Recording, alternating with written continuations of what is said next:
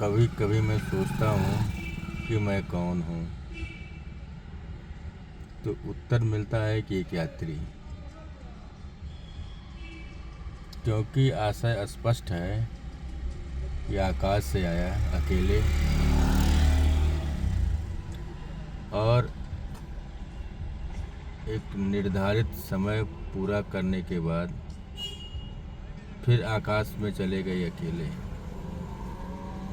इस वसुंधरा माँ की गोद में कुछ वर्ष खेलने, खाने, लोगों से मिलने मिलाने, सेवा भाव हमें दायित्व दिया गया था उस परमपिता द्वारा। लेकिन मैं उसे भुलाकर उलझ गया मैं और तू के झगड़े में। कहीं सोने का झगड़ा, कहीं खाने का झगड़ा, कहीं सीमा का झगड़ा, कहीं बिंदु का झगड़ा, कहीं विस्तार का झगड़ा।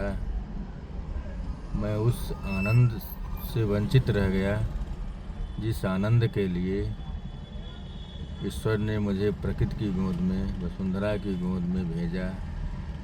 मेरे लिए जल, अन्न, हवा, आवश्यक वस्तुओं को मुफ्त मुहैया कराई। लेकिन मैं उससे आनंदित न होकर के अपने ही लोगों से उलझता गया, बढ़ता गया, बांटता गया टुकड़ों टुकड़ों में, और अंततः फिर चले गए उसी स्थान पर जहाँ से मेरा आगमन हुआ था।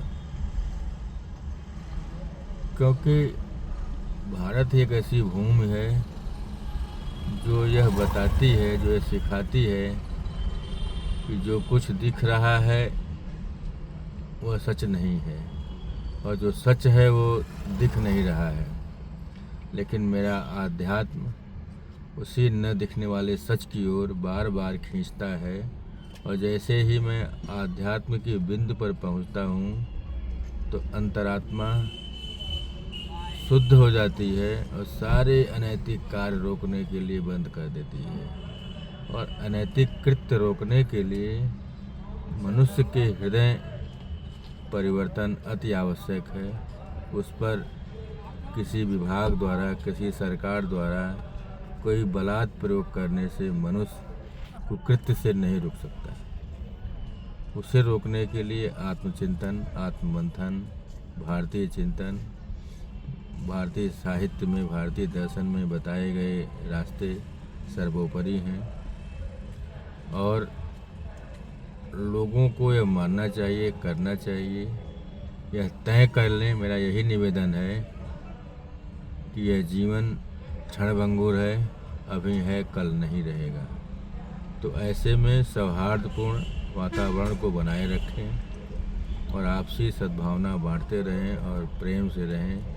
यही भारत माँ का संदेश है, यही हमारे सनातन का संदेश है, और यही हमारी राष्ट्रीयता है। नमस्कार।